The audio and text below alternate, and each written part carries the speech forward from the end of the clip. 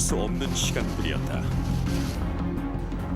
이곳을 벗어나야만 한다고 내 안에 또 다른 누군가가 소리치고 있었다.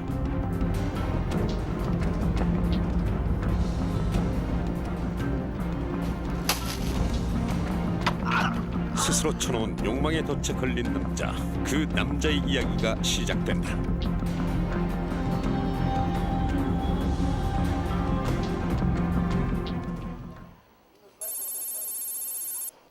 학교 수업을 마친 뒤 오늘도 학원으로 향하고 있었던 전희주. 그가 나타나기 전까지는 그날도 여느 날과 다름없었던 하루였다. 저기 학생. 네? 저기 다른 게 아니고 내가 지금 우리 학교 학생들이랑 요에 야영장에 캠프를 왔는데 그 야영장 들어간 입구를 도저히 못 찾겠네. 거기 야영장 입구가 숲길에 숨어 있어서 좀 찾기 어려울 거예요. 어쩐지. 저 학생, 그 시간 괜찮으면은 입구까지만 같이 가줄래요? 좀 우리 반 애들이 다 기다리거든, 지쳐가지고. 낯선 사람의 부탁. 자신을 교사라고 밝힌 남자 앞에서 희주는 잠시 망설였다. 학원 가야 되는데. 저 약속하지만 좀 도와줘요. 아이고, 캠프 한 번 더 왔다가는 이게 사람 잡겠네. 잠깐 길을 알려주는 것 치고는 대가가 나쁘지 않았다. 망설임도 잠시. 그렇게 희주는 그와 함께 야영장이 있는 산으로 향했는데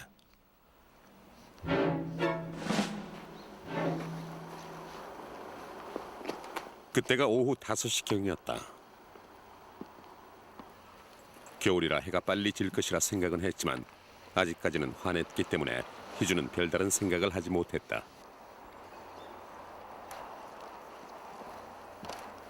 아이고, 내가 교사 생활 10년 했지만은 오늘 같은 날은 처음이네. 저기 보이시죠? 저쪽으로 돌아가면 바로 입구 보이거든요. 보자. 저기구나. 저 학생, 그 우리 애들 있는 데까지만 같이 가줄래? 나 거기 갔다가 내려오면은 또 길을 못 찾을 것 같아. 네. 자, 이제 그러면은 학생이 따라온다. 어쩌다 이 시간에 이곳까지 오게 됐는지 희주는 후회가 밀려왔지만 수고비를 받은 이상 어찌할 수 없는 노릇이었다. 그들이 산속으로 들어가는 동안 해는 서서히 지고 있었는데 인적이 드문 산속으로 들어온 순간 그가 돌변하기 시작했다. 왜 그러세요?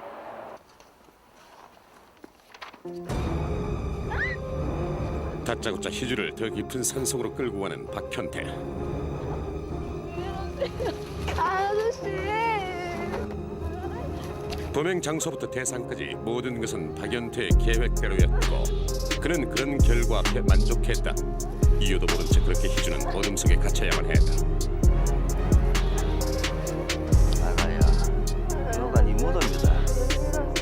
가족들이 네 시체도 못 찾고로 그래 주고 싶으면 계속 소리 질러.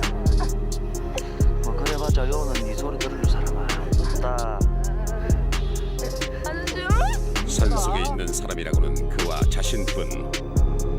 얘들아, 집에 가고 싶으면 그 사실에 희주는 절망했다.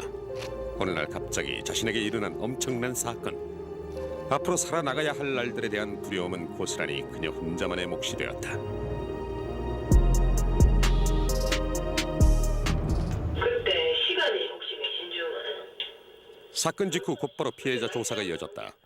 조사는 성폭력을 전문적으로 담당하는 여경이 입회. 조사에 대한 피해자의 거부감과 부담을 최대한 줄인 채 진행됐는데 운동화 차림, 운동복 차림에 그것은 이제 운동복 차림에 검은색 옷, 그 유치원생 도와주러 가는데.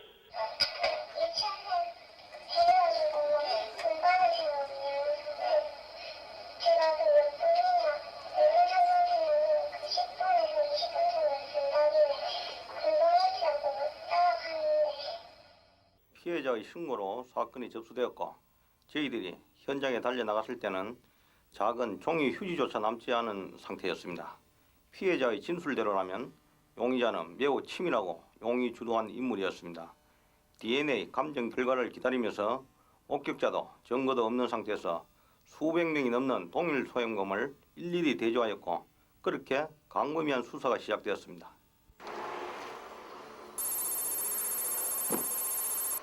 박연태는 오늘도 이곳 가구 공장에서 평소와 다름없는 하루를 보내고 있었다.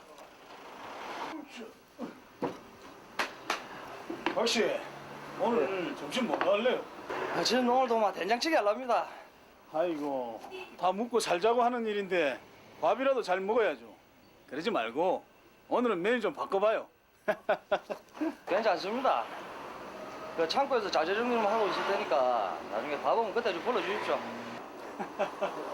부지런하고 착한 심성으로 평소 직장에서 평판이 좋았던 박연태. 하지만 그런 그에게 또 다른 얼굴이 있다는 것을 그때는 아무도 알지 못했다.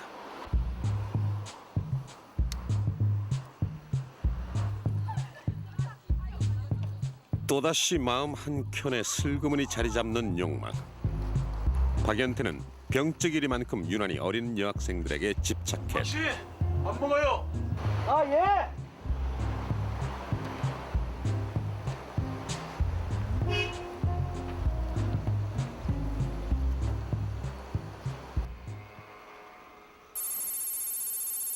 벌써 일주일째. 수사가 계속되고 있지만 별다른 진척이 없다. 그래 왔나?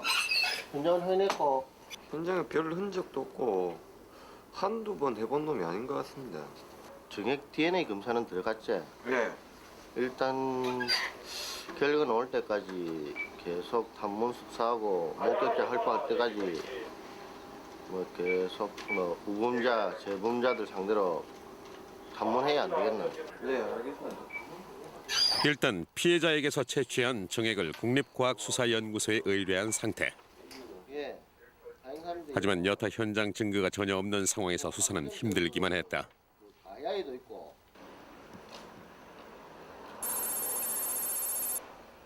오늘도 또 다른 범행 대상을 물색하던 그에게 한 명의 여학생이 걸려들었다.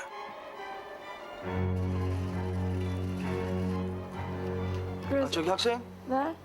아 통화 중에 미안한데 여기 어딘 줄 아나? 잠시만 내가 나중에 다시 전화할게. 그래 나중에 금방 할게. 어디야? 아 여기 광해 빌딩이라고. 아니, 내가 이 동네가 처음이라서. 아이고 학생 바쁜데 미안하네. 여기서 쭉 가셔서요. 종종 있는 자연스러운 상황에 다경은 친절하게 길을 설명해 주는데 거기서 그것이 가셔서 잘못이었다. 옆으로 가셔가지고요. 네, 여기서 이쪽으로 돌아서 가시면 그 빌딩 나와요. 아시겠어요? 아 잘 모르겠네. 그러면 저도 그쪽으로 가니까요. 같이 가드릴게요. 아이 학생 그래 줄래? 아이 고맙다. 곧이어 도착한 빌딩 앞. 목적지에 도착하면 곧 그에게 범행의 시작을 알리는 것과 마찬가지였다. 여기에요. 아 맞나? 학생 고맙다. 안녕히 가세요. 학생. 영 여기까지 왔는데 아저씨 짐 몇 개만 좀 날라줄래? 네? 요 앞에 내 차까지 조금만 박스 2개만 날라주면 되는데. 이게 처음이네 미안하네. 원래 우리 가게 아르바이트생하고 항상 같이 오는데 오늘 가가 못 왔거든. 이거 그냥 부탁하기는 미안하고. 자 이거 수고비라 생각하고 잠시만 더도. 저 얼마나 걸리는데요? 한 20분이면 된다.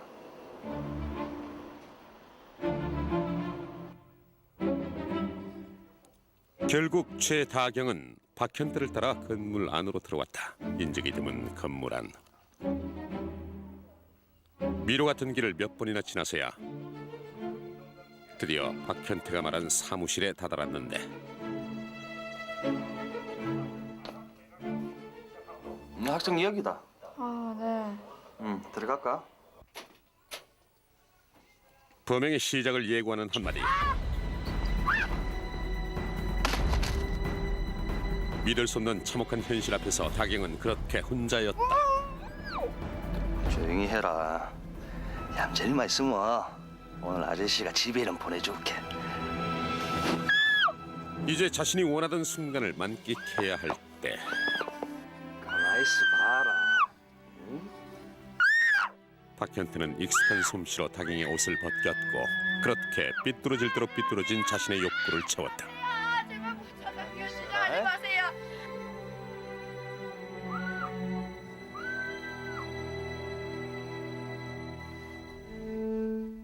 그 후 박현태는 미리 준비해온 생수와 휴지로 범행의 모든 흔적을 지웠다. 그렇게 함으로써 그는 형사들의 추적을 피할 수 있을 것이라 생각했다. 네가 누워 있었다.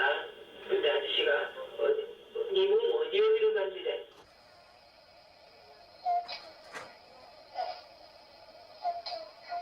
가슴하고 가슴 옷 벗겼어. 손 안으로 그러면 가슴에 만질 때 가슴 먼저 만졌나 밑에 거기 먼저 만졌나 거기 먼저 만졌나 네 바지 벗겨가지고 그 아저씨가 바지를 벗겼어. 바지 벗겨가지고 왜 거기를 어떻게 만졌는데?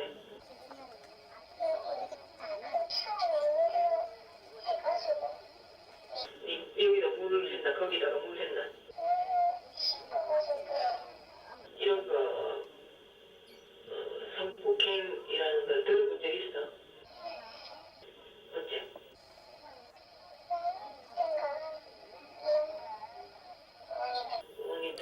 보다 정확한 사건의 정황을 파악하기 위해 아주 조심스럽게 질문을 던지는 여경. 하지만 그날의 시간을 또다시 되돌려야만 하는 여학생은 더 이상 말을 잇지 못했다. 그렇게 계속해서 발생하는 연쇄 성폭행 사건 앞에 수사팀의 마음은 바빠져만 갔다. 연쇄 성폭행일 것이라고는 생각하지 못했던 저희 수사팀은 또다시 미성년자를 상대로 한 성폭행 범죄가 발생하였을 때 놀라움과 참담함을 감출 수가 없었습니다.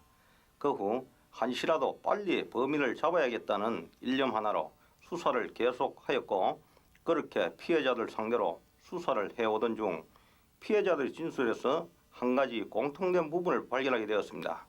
피해자들이 말하는 용의자의 인상착의는 30대 후반의 남자로 모두 동일했고 범죄 수법 또한 같았습니다. 연쇄 성폭행의 동일범의 소형으로 판단, 저희 수사팀은 전과 전력이 있는 30대 후반의 남자로 용의자의 범위를 좁혀나갔습니다.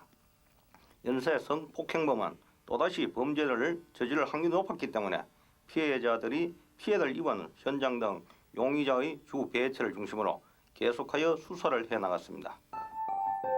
미성년자 성폭행의 경우 초범보다 재범자의 비율이 현저히 높다.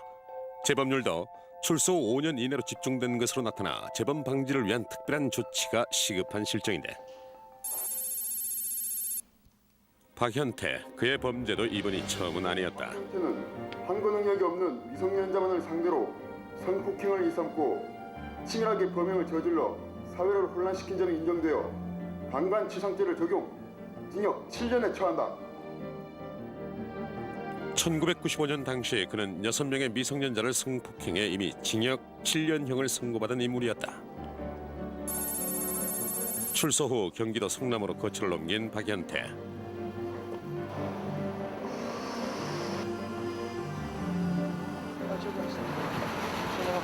미성년자를 성폭행한 죄로 7년이라는 세월을 감옥에서 보낸 그였지만 그는 또다시 범행의 유혹을 뿌리치지 못했다. 오로지 자신의 욕구를 채우는 것, 그런 그에게선 더 이상 삶의 목적도 의미도 찾을 수 없었다. 그렇게 그는 경기도 일대에서만 또다시 6명의 미성년자를 성폭행했다. 덧없는 욕망. 하지만 그것은 박현태가 존재하는 유일한 이유였다. 해라.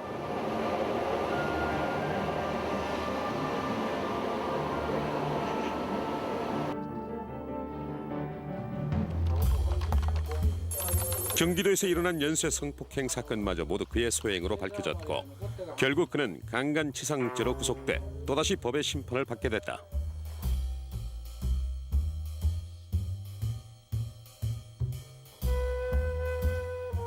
또다시 시작될 수감 생활. 그러나 이번만큼은 달랐다. 법원은 그의 소아 성폭력 전력을 들어 정신과 치료를 받을 것을 선고했고 그는 구속 상태에서 입원 치료를 받게 됐다. 끔찍한 시간이었다. 결국 그곳의 생활을 견딜 수 없었던 박연태는 감시가 허술한 틈을 타 탈출을 하기로 마음먹었다.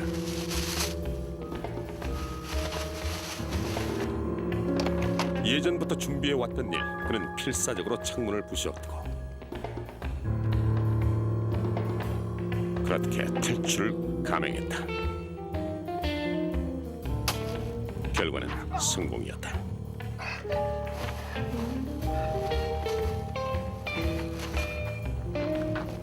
그는 그 길로 여동생에게 연락을 해 현금 20만 원을 부탁했고 그것을 도피 자금으로 삼았다. 현주가 오빠인데 지금 내한테 20만 원만 좀 붙여라.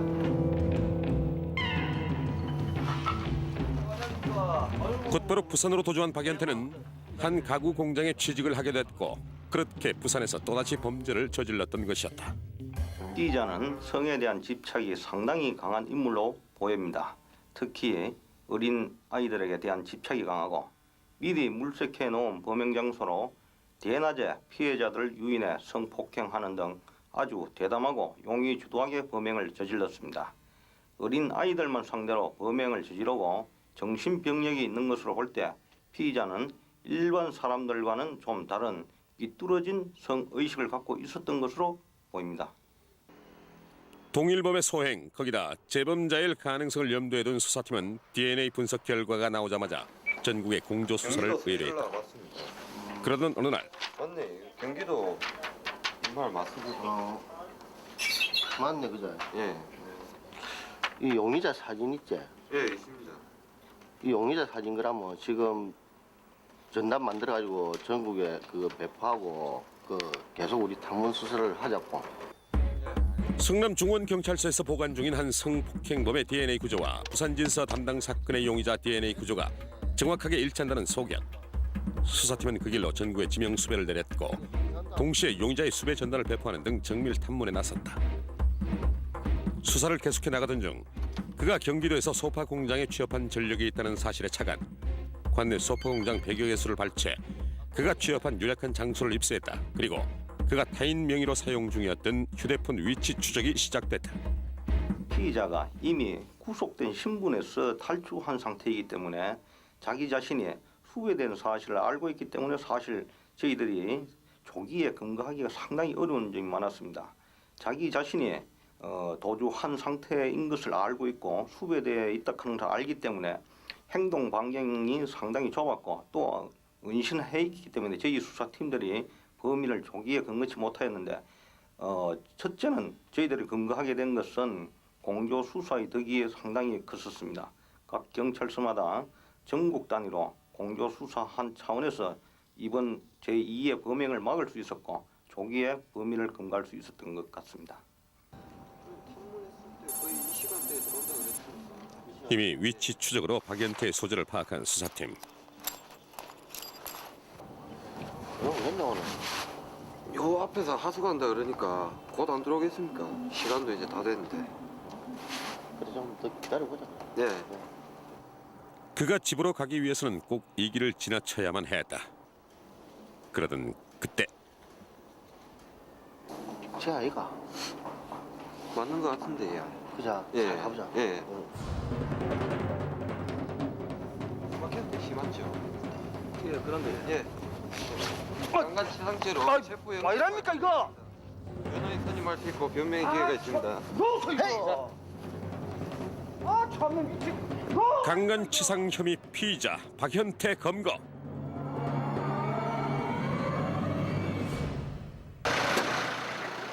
검거 다음 날 곧바로 현장 검증이 이루어졌다. 그는 2년 6개월간 전국을 떠돌며 무려 18명의 미성년자를 성폭행한 것으로 밝혀졌는데 여기서 만나갖고 일로 골목으로. 그는 이미 사전에 범행 장소를 물색했고 답사까지 하는 등 치밀하게 범행을 준비한 것으로 드러났다. 이 동네 사셨던 겁니까?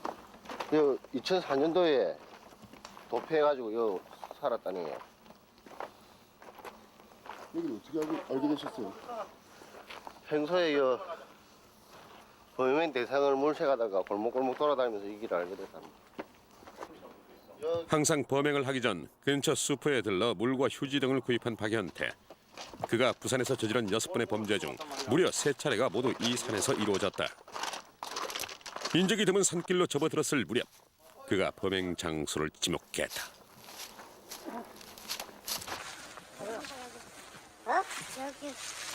여기가 범행 장소야? 예. 요 어디다 깔았어? 여기다 깔아. 2004년 11월 부산으로 내려온 직후 한 여중생을 무참히 성폭행한 장소. 여기서는 뭐 살려달라고 이런 말을 했을 거 아니야. 가방은 했어 집에 보내달라고. 여기서는 그냥 머리 중국에서 나와서가지고 머리채 잡고 눕혀갖고. 조금만 참아라. 조금만 참으면 금방 집에 간다. 그래서 2004년에 낱낱이 드러나는 그의 범행 사실을 꼼꼼히 기록하는 형사. 그것이 끝이 아니었다. 또 2월 4일 아닌데. 손도 여기입니다. 검거 전날 2명의 여학생을 동시에 성폭행하려 했던 장소. 저 옆에 따라 요 서가 있나? 어?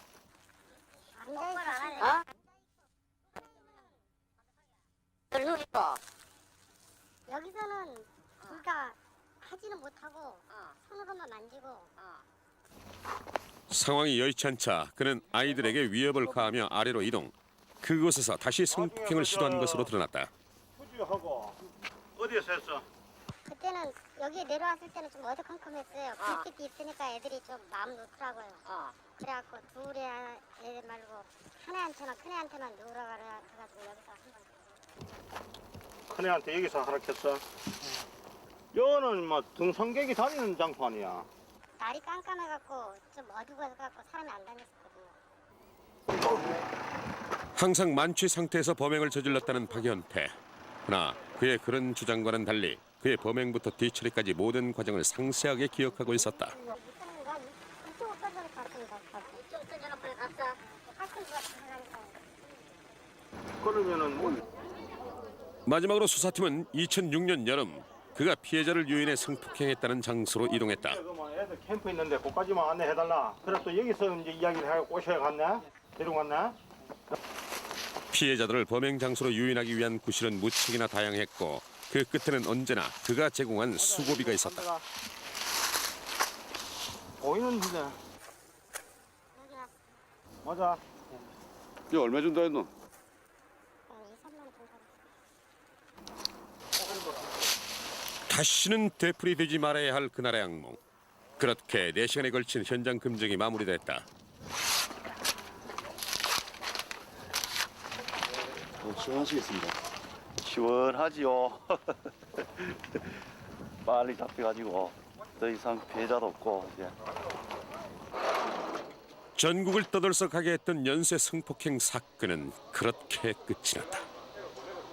성인들의 잘못된 욕구로 인하여 미성년자들에게 평생 지울 수 없는 오점을 남긴 이러한 범법자는 사회와 영원히 격리 조치를 하여야 하며 주거를 제한한다든지 아니면 전자팔찌 같은 것을 채워 감시하는 제도를 만들어 다시는 어린 학생들이 이러한 피해를 입는 일이 없도록 하여야 할 것으로 생각되며 아울러 부모님들은 자녀들에게 친근감을 표시하며 길을 안내하여 달라고 하든지 아니면 일을 도와주면 용돈을 준다고 접근하는 낯선 사람들은 절대 따라가지 말아야 한다고 가르치고 또한 불가피하게 이끌려갈 경우에는 즉각 큰 소리를 지르거나 주위에 도움을 요청하여 피해를 사전에 막을 수 있도록 자녀들에게 교육을 시켜 다시는 이러한 피해를 막을 수 있도록 해야 할 것으로 생각됩니다. 멈출 수 없었다. 순간의 쾌락을 즐기는 동안 서서히 이성은 마비됐고 그땐 더 이상 일말의 죄책감조차 느낄 수 없게 됐다. 스스로 쳐놓은 욕망의 덫에 갇혀버린 남자. 이제 그에게는 추악한 육신과 영원한 어둠만이 남게 됐다.